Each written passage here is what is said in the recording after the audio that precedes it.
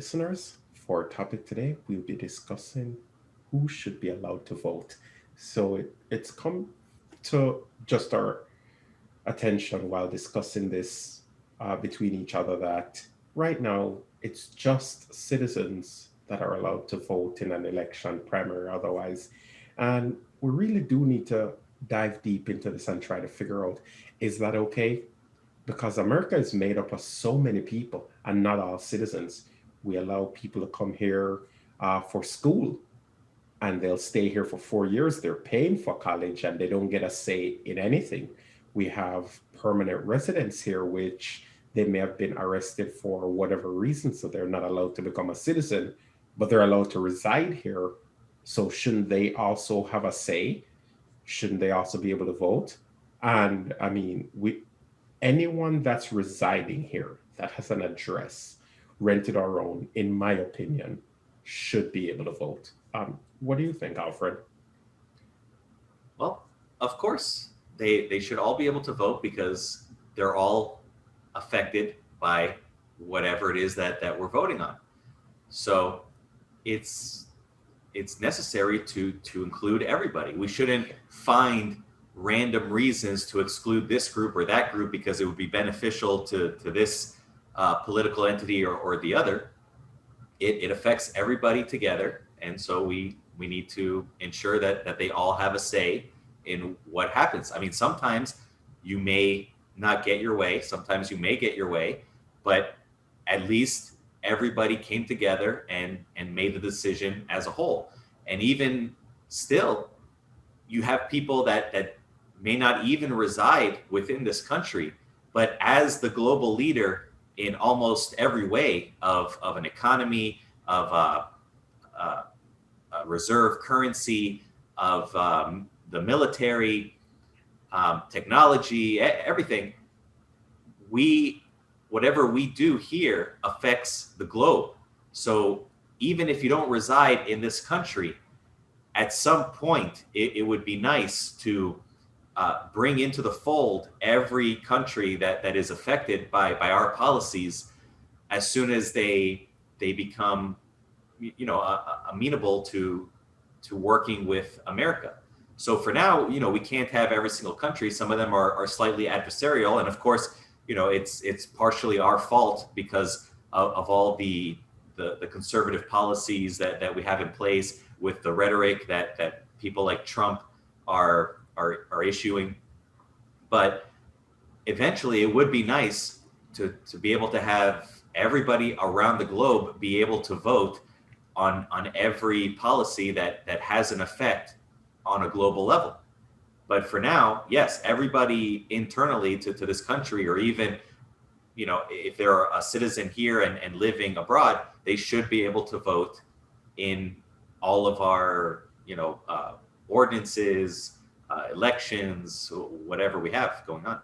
Yeah, I agree. I mean, it's actually surprising to me. It's shocking even that I mean, it's almost as if we forgot that a country's just land and everyone on it comes together, and that's what really forms that country. It's just people, tribes working together towards a common goal. So when you say that only someone over the age of 18 can vote, that makes it seem as if a 17-year-old doesn't get affected by what happens in the country. A 16-year-old, and that's just not true. They should also have a voice. And I mean, when you say that, okay, now there's a statement that you don't want someone that's been in prison or a felon to be able to vote. But now we have to look on the reality where we have all these people that got arrested for things that aren't even crimes anymore. So technically, you have people that were arrested for smoking a plant when or for drinking alcohol just because some politician felt like making it illegal at one point. And now that person will never have a say in their community ever again, even though we allow them to be rehabilitated. So we let them out the jails, but we don't give them the right, we don't give them the voice anymore. And it's just, how can we then go out and say that, we're the greatest nation ever? How can we go out and tell the world to follow us when we don't even care for our own? I think it just makes sense that what you said was perfect. Everyone that is affected by something that we do should have a say in whether or not we should be able to do it. I think that was a perfect statement. Exactly, because when you when you have people, convicted of crimes, whether or not we agree that they should be crimes or not, when you're convicted of the crime and you pay your debts to society and then you're released, it should be a full blown release, because otherwise all you're doing is creating different classes of citizens in the country. You have some citizens that can own weapons, not that anybody should anyways, but you have some that can own weapons, some that can't, some that can vote, some that can't, some that can live near school zones, some that can't. So some that can work in these jobs, some that can't work in those jobs. It's not right. I mean, if you truly think that a specific person is still a danger to society in any way, shape, or form, then you're not done rehabilitating them. They should still be incarcerated and helped.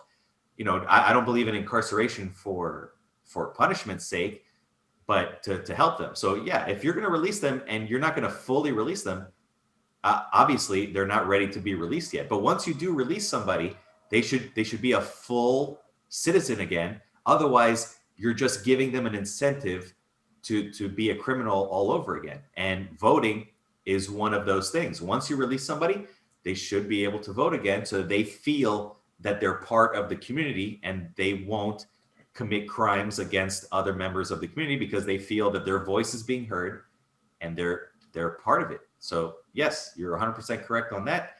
And all of these measures that are being taken to exclude people from being able to participate in votes, whether it's by geographic location, criminal history, citizenship, not having a little piece of plastic ID that says that it's okay to be alive as a human in the world.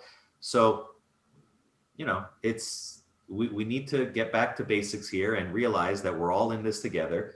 You're a human, whether or not you have a driver's license, whether or not you have citizenship, whether or not your 2 feet are planted in this piece of land versus that piece of land. And you all have a right to have a say in how you are governed. Absolutely. And I mean, the way I feel, or I should say, maybe this is my truth, but honestly, like no matter how I look at it, when I think about it, that we can go out on the global stage and we can say, hey, you know what? We're the most diverse country. America is the most accepting country. If you think about the the race and everything, the build up, it's a melting pot everywhere. If you look around the entire globe, you'll never find a country that's more diverse, inclusive, and accepting of others as you'll find in America. You just won't. You can try everywhere. We accept all religions, all way of life. We allow them to come together in this country, and we say we allow them to live in harmony and pursue life, liberty, and happiness. Right? So we say that, but at the end of the day, when you dig deep into it, you realize that even though we're saying that, we're not giving everyone a say. We're really not. And if you think about it, we're saying it on the global scale, but then once you actually take a plane and land here, you realize that you have no rights. You can't vote on the things that matter to you. You're treated as a second class citizen. You can't choose whether or not you actually will be able to get health care if you somehow trip and fall off that plane when you get here. And at the end of the day, that's just it's just not okay. Everyone should have a say in things like that. It is important. And it is important that we give everyone a voice, because otherwise we're really not trying to make an inclusive society if only a few elites at the top get a say of what becomes law and what doesn't become law. I mean, if we think about it, and it's so, just thinking about it sometimes, I mean, I try not to make it get to me too much, but when you hear, oh, this person is doing 7 years for prostitution, for example, and then you hear that this politician paid $12,000 for a prostitute and he doesn't do any time whatsoever, but that small few people get a say in it. I think we should be able to vote globally. If you're going to fly a, a person over here from another country and purchase services from her, I think that country, as well as this country, should have a say in whether it should be legal to do it so that she can have those protections. I mean, it's just unfair all around when you think about it. I don't even want Yep. to talk about it anymore. I know how you feel. And even with our advertising of being open to multiculturalism and all inclusive, inclusion, we fail even upon that. The moment the culture that we're trying to claim that we're including goes against our own culture, we we simply just tell them no, and we force them to abide by our own culture. I mean, granted that there are some consequences to being open to these contradictory cultures, where we might have to concede that they will be given their own areas and land where we cannot traverse into, because their culture demands that they have their own region and their own laws to govern it and everything. But we have to respect them, even if it costs us a certain portion of the country. It's important to be able to allow these people to be governed the way that they would like to be governed, and be able to vote the way that they would like to vote, and have their voices heard.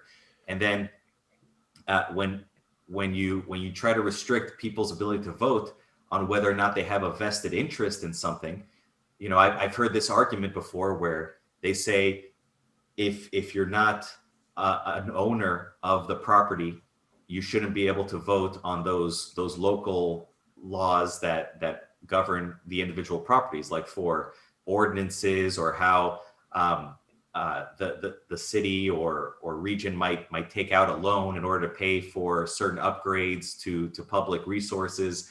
And they'll claim that if you're only renting, you shouldn't be allowed to vote, which is ridiculous, because you live there. You're going to be affected by whatever it is that's passed. You should have a say in it. But they'll say that no, you shouldn't have a say in it, because if, let's say, there's a few houses in a row right next to each other, if two houses are owned by the single person that is living in each of the house, they're getting two votes, and they have a large vested interest in what happens, because they own the property and they live there. And then the third house has a single property owner, but that doesn't live in that house. And of course, they have a vested interest in it because they own it, but they don't live there. But there are 6 people living in the house that are renting it. So they'll say, why should the 6 renters be able to outvote the 3 owners 2-1? Just because they happen to be renting the home. They don't have a vested interest in what happens long term in the area, because they're not permanently affixed there, that they can leave at any time. If whatever they vote for goes awry, they can just pick up and leave, whereas everybody else is kind of stuck with the situation. But that's incorrect, because those people are still affected. Even if it may or may not be temporary, they live there. They should have a say in what goes on. And then they'll try to say, something like, well, but what if it's a hotel? The hotel has maybe 3 or 4 owners, and they determine how the hotel is run in its best interest to serve the visitors and make a profit. So you're saying that, the 300 or 400 people that visit the hotel on a weekly basis should be able to vote on things like how the building, what color it's painted, whether or not they install a pool. And I say, yes, they should be able to vote on it, because at the end of the day, it'll still help the hotel, because if they're the ones staying at the hotel and giving the hotel its profits, wouldn't the hotel want to know what it is that its clientele is looking for? Maybe they want that pool. Maybe they want the hotel painted purple polka dots, and it'll attract more clients. Why should the three or four, it's a small group of people. Why should they be the ones in charge of determining what happens to that hotel? It's they bought the hotel, they maintain it, they do everything.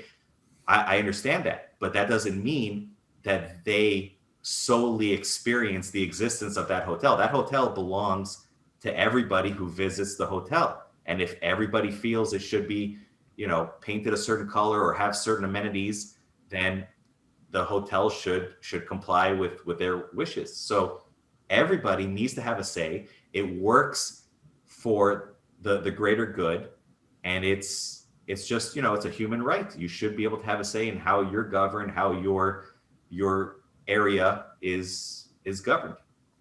Absolutely. I mean, if you really think about, money as a whole, you go, you work your 40-hour week and you get your salary. That salary is the dollar equivalent of your time. So I am taking my life and I am handing pieces, minutes or hours of my life to this hotel. And this hotel is taking hours of my life. I absolutely should have a say. It only makes perfect sense. It's the same thing with telling a 16-year-old that he can only work for a maximum of 20 hours per week because of his age.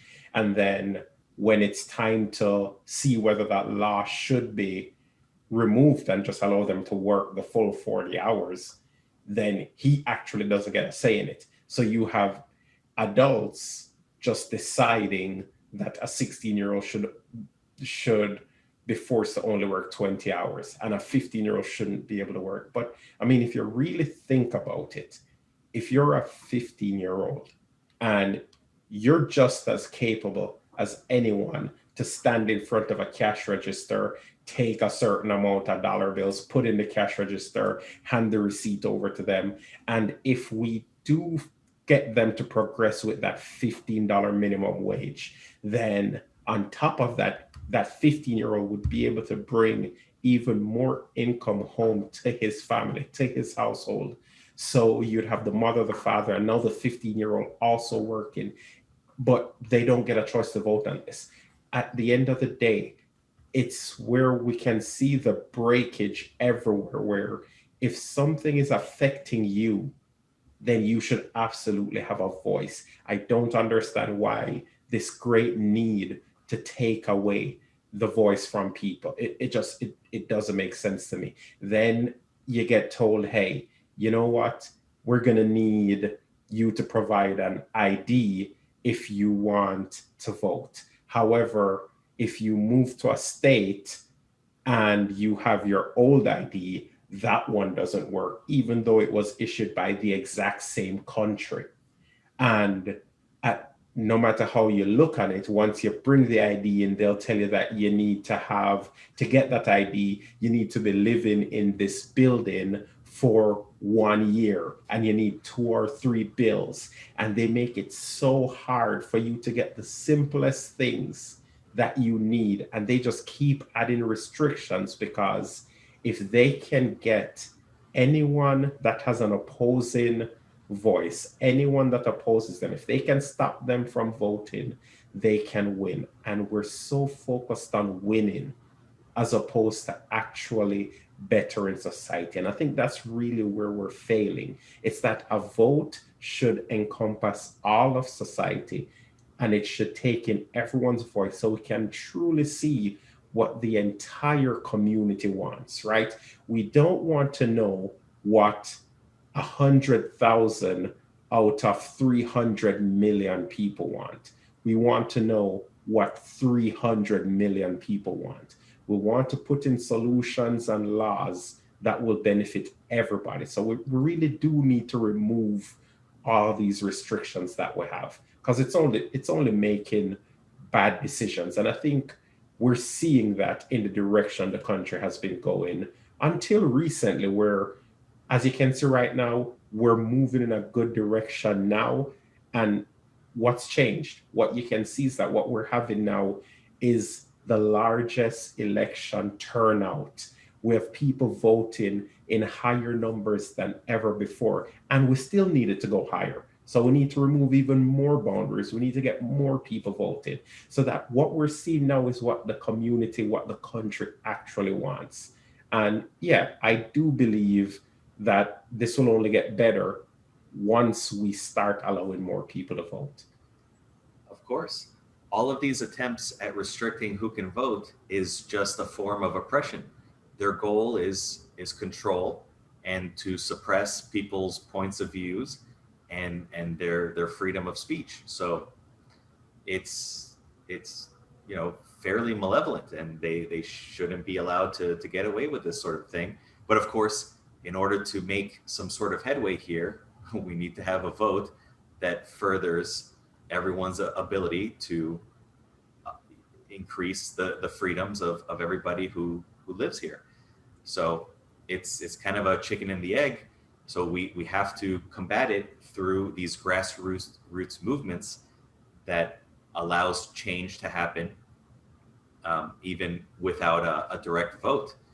Sometimes it might require protesting, sometimes it might require an impeachment, but however it must be done, we have to increase everybody's freedoms and ability to vote so that we can finally make decisions that affects everybody in an equal manner because they all voted for it and agreed on it, and or at least even if they didn't get their way, they accept it because they had a say in it and a chance to make it how they would like to see it. But it could change by the following election, but that only occurs when everyone is voting and they're allowed to participate, because right now you're just excluding large swaths of the population from participating. Of course they feel alienated and not part of society, and that's what feeds their angst, and that's why you see that there may be an appearance of an increase in criminal activity, but it's really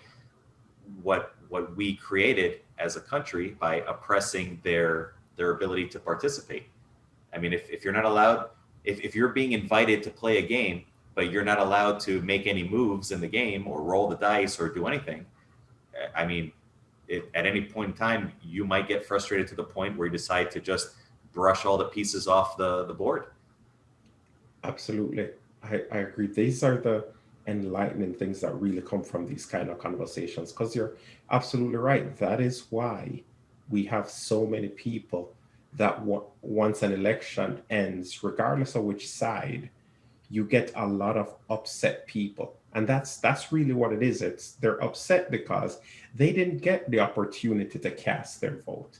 They really didn't. The chips were stacked against them. It has to be a horrible feeling when one candidate wins and you know that you were interested in voting for the other candidate, but for whatever reason, you weren't allowed to. They put so many hurdles in front of you that you just weren't allowed to. And it's hurtful when that happens. You having to accept that, it's just you can't expect anyone to be okay accepting that. And it really does paint that scary picture that how has this been allowed to go on for so long? How did we not see this until now? How did we miss this? Yeah, it's a terrible state of affairs, but hopefully it'll be changing soon come January, and we can keep the pressure on because it's important that all our listeners understand and remember that by confronting the uncomfortable truths, we can all ascend together.